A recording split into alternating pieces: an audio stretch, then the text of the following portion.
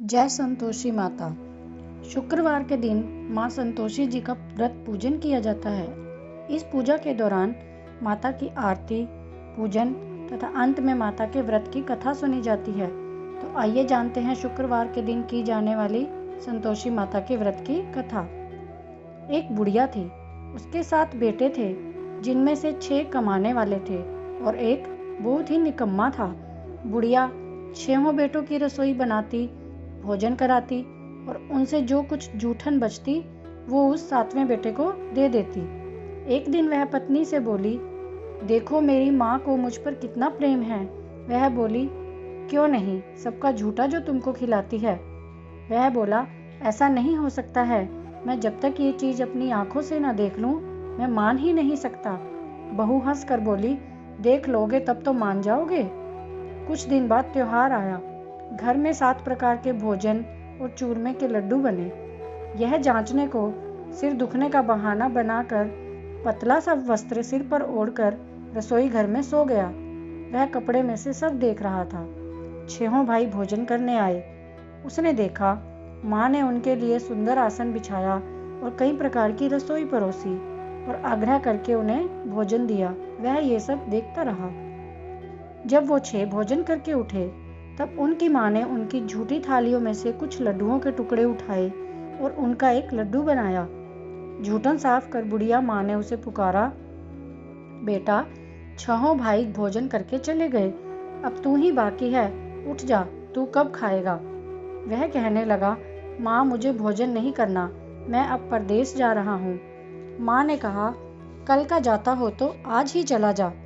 वह बोला, हाँ आज ही जा रहा हूँ। यह कहकर वह घर से निकल गया।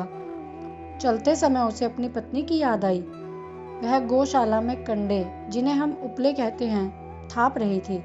वहां जाकर बोला, हम जावे परदेश, आवेंगे कुछ काल, तुम रहियो संतोष से, धर्म आपनो पाल। तब वह बोली, जाओ पिया आनंद से, हमारो सोच हटाए, राम भरोसे हम रहे, ईश्वर तुम्हें सहाय। 2 निशानी आपन देख, धरू में धीर, सुधीमती हमारी बिसारियो, रखियो मन गंभीर। वह बोला, मेरे पास तो कुछ भी नहीं है, बस ये अंगूठी है, सो तुम ले लो और अपनी कुछ निशानी मुझे दे दो। वह बोली, मेरे पास भी क्या है, मेरे तो हाथ गोबर से भरे हैं। यह कहकर उसकी पीठ पर गोबर के हाथ की थाप मार दी। वह चल दिया। चलते चलते दूर देश पहुंच गया। वहां एक साहूकार की दुकान थी। वहां जाकर कहने लगा, भाई मुझे नौकरी पर रख लो। साहूकार को जरूरत थी, बोला, रह जा। लड़के ने पूछा, तनख्वाह क्या दोगे। साहूकार ने कहा, तुम्हारा काम देखकर ही दाम मिलेंगे। साहूकार की नौकरी मिलने के बाद वह सुबह 7 बजे से 10 बजे तक नौकरी पे जाने लगा। कुछ दिनों में वह दुकान का सारा लेन देन, हिसाब किताब, ग्राहकों को माल बेचना, ये सब काम करने लग गया। साहूकार के 7-8 नौकर थे, वे सब चक्कर खाने लगे। यह तो बहुत होशियार बन गया। सेठ ने भी काम देखा और 3 महीने में ही उसे आधे मुनाफे का हिस्सेदार बना दिया। यह कुछ वर्ष में ही नामी सेठ बन गया और मालिक सारा कारोबार उस पर छोड़कर चला गया। इधर उसकी पत्नी को सास ससुर बहुत ही दुख देने लगे। सारी गृहस्थी का काम करा के उसे लकड़ी लेने जंगल में भेजते। इस बीच घर के आटे से जो भूसी निकलती उसकी रोटी बनाकर रख दी जाती और फूटे नारियल की नरेली में पानी देते। एक दिन वह लकड़ी लेने जा रही थी। रास्ते में बहुत सी स्त्रियां संतोषी माता का व्रत करती दिखाई दी। वह वहां खड़ी होकर कथा सुनने लगी और पूछा, बहनों ये तुम किस देवी देवता का व्रत करती हो, उसे करने से क्या होता है, मुझे भी ये सब बताओ तो मैं तुम्हारा बड़ा एहसान मानूंगी। तब उनमें से एक बोली, सुनो, ये संतोषी माता का व्रत है। इसके करने से निर्धनता दूर होती है, दरिद्रता का नाश होता है और जिसके भी मन में जो मनोकामना होती है संतोषी माता वो सब पूरी करती है। तब उसने उसके व्रत की विधि पूछी। संतोषी माता का व्रत करने से हमारे सभी मनोरथ पूरे होते हैं। वह भक्तनी स्त्री बोली, 1.25 आने का गुड़ चना लेना, इच्छा हो तो 5.25 आने का लेना या 1.25 रुपए का, ये सब तुम अपनी सहूलियत के अनुसार लेना, बिना परेशानी और श्रद्धा व प्रेम से जितना भी बन पड़े सवा लेना। प्रत्येक शुक्रवार को निराहार रहकर कथा सुनना, इसके बीच क्रम टूटे नहीं, लगातार नियम पालन करना। सुनने वाला कोई ना भी मिले तो घी का दीपक जलाकर उसके आगे या जल के पात्र को सामने रखकर ही कथा कर लेना। जब कार्य सिद्ध ना हो, नियम का पालन करना और कार्य सिद्ध हो जाने पर व्रत का उद्यापन कर देना।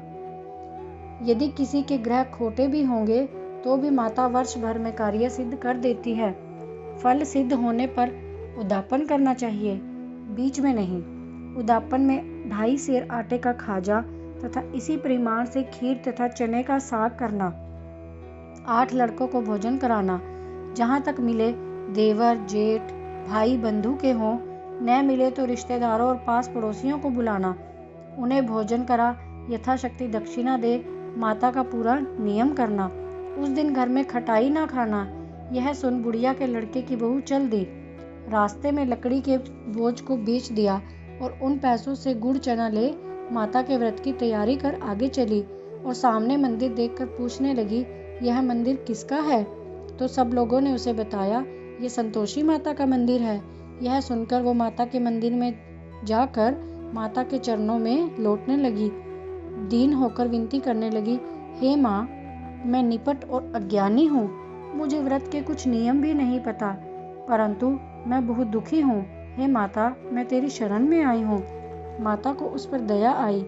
एक शुक्रवार बीता कि दूसरे को उसके पति का पत्र आया और तीसरे शुक्रवार को उसका भेजा हुआ पैसा पहुंचा। यह देख उसके जेठ जेठानी उससे मुंह सिकोड़ने लगे। लड़के ताने देने लगे। काकी के पास तो बहुत पत्र आने लगे और पैसे भी आने लगे। यह कह कहकर वो उसे चिढ़ाने लगे। अब तो काकी की खातिरदारी बढ़ जाएगी।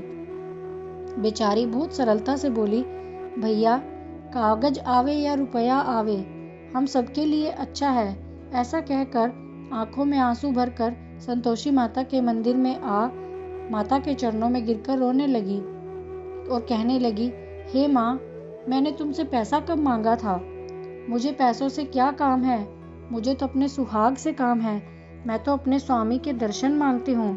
तब माता ने प्रसन्न होकर कहा, जा बेटी, तेरा पति आएगा। यह सुनकर खुशी से बावली होकर घर में जाकर काम करने लगी। अब संतोषी माता विचार करने लगी कि इस भोली पुत्री को मैंने कह तो दिया कि तेरा पति आएगा, लेकिन वो कैसे आएगा? वो तो इसे सपने में भी याद नहीं करता।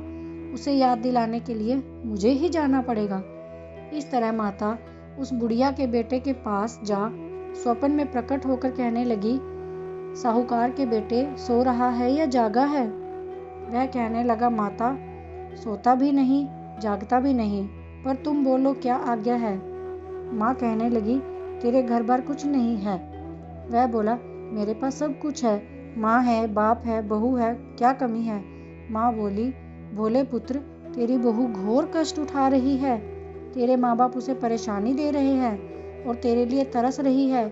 जाकर उसकी सुध भी ले ले। तो बोला, हाँ माँ, यह तो मालूम है, पर जाऊं तो कैसे? परदेश की बात है, लेन देन का कोई हिसाब नहीं, कोई जाने का रास्ता नहीं, कैसे चला जाऊं?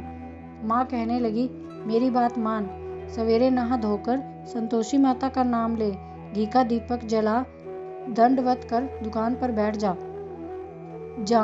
जमा हुआ कमाल बिक जाएगा।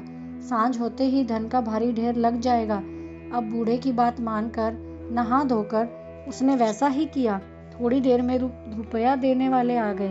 लेने वाले हिसाब लेने लगे। कोठे में भरे सामान के खरीदार नकद दाम दे सौदा करने लगे। शाम तक बहुत सारा धन इकट्ठा हो गया। मन में माता का नाम ले इस चमत्कार को देख वो घर ले जाने के लिए गहने कपड़े खरीदने लगा और तभी अपने घर को निकल पड़ा। उधर उसकी पत्नी जंगल से लकड़ी लेने जाती है तो लौटते वक्त माता के मंदिर में बैठ गई।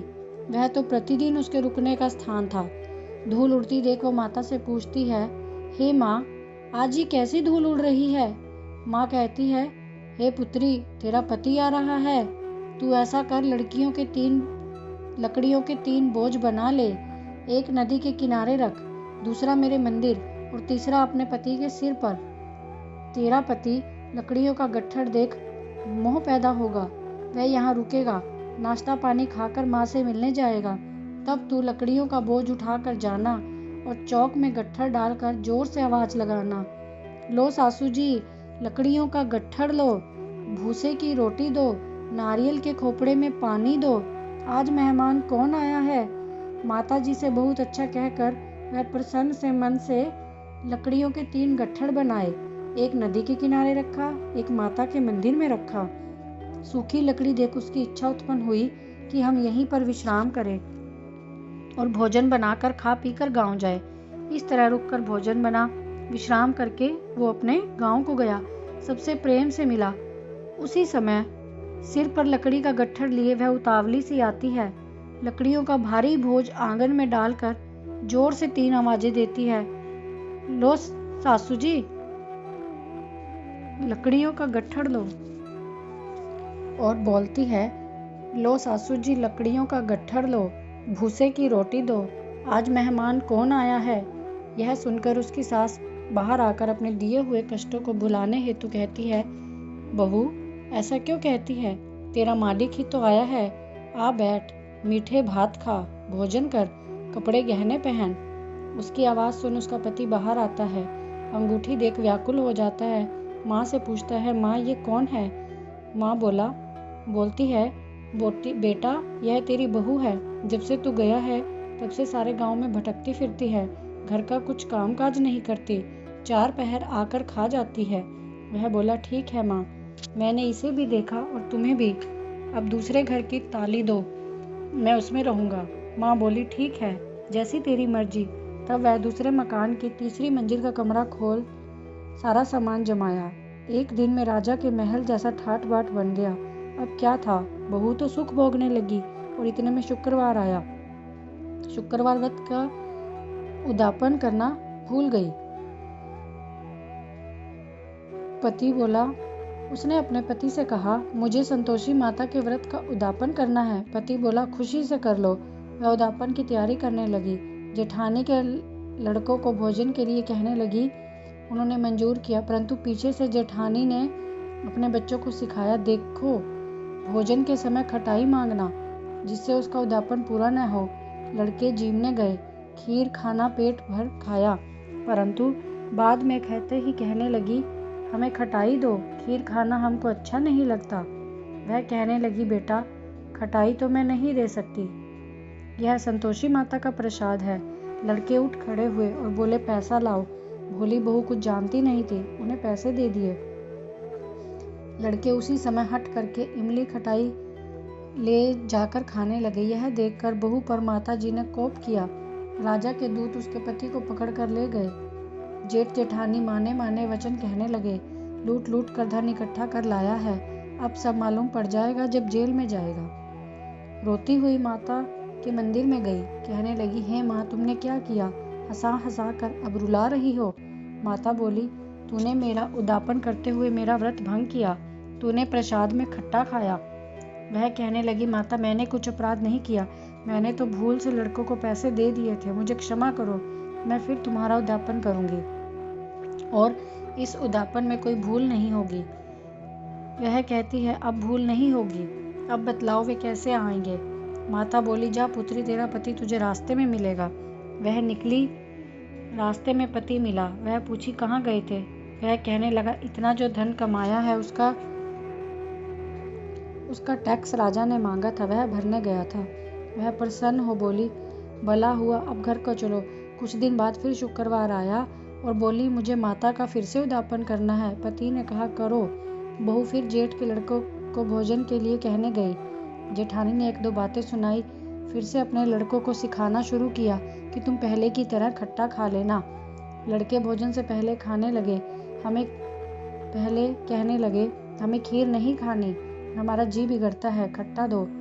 वह फिर से बोली, किसी को खट्टा नहीं मिलेगा, खाना है तो खाओ, आना है तो आओ। वह ब्राह्मण के लड़के लाकर भोजन कराने लगी और दक्षिणा की जगह 1-1 फल उन्हें दिया। संतोषी माता प्रसन्न हुई। माता की कृपा होते ही 9वें मास में उसे एक सुंदर पुत्र पैदा हुआ। पुत्र को पाकर वह माता के मंदिर जाने लगी। माँ ने सोचा, ये तो रोज आती है, क्यों ना आज मैं इसके घर जाऊं। यह सोचकर माता ने भयानक रूप बनाया और गुड़ चने से सना मुख, ऊपर सूंड के समान होठ और उस पर मक्खियां भिनभिनाता हुआ चेहरा लेकर गई। ये सब देखकर दहली पर पैर रखते उसकी सास चिल्लाई, देखो तो कोई चुड़ैल घर में आ गई है, लड़कों इसे भगाओ, नहीं तो किसी को खा जाएगी। लड़के भगाने लगे, चिल्लाकर खिड़की बंद करने लगे। बहू रोशनदान से ये सब देख रही थी। प्रसन्नता से पगली बन चिल्लाने लगी, आज मेरी माता मेरे घर आई है, वह बच्चे को दूध पीने से हटाती है। इतने में सास का क्रोध आता है और बोली, तू पागल हो गई है, तूने बच्चे को पटक दिया। इतने में माँ के प्रताप से लड़के ही लड़के नजर आने लगे। वह बोली, माँ, मैं जिसका व्रत करती हूँ ये संतोषी माता है। सबने माता के चरण पकड़ लिए और विनती कर कहने लगी, हे माता, हम मूर्ख हैं, अज्ञानी हैं, तुम्हारे व्रत की विधि हम नहीं जानते, हमने बहुत बड़े अपराध किए हैं, अब हम सबको क्षमा करो। इतना कहकर माता उन पर प्रसन्न हुई और बहू को प्रसन्न हो जैसा फल दिया वैसे माता तुम सबको फल देना और उनके सब मनोरथ पूरे करना। संतोषी माता की जय।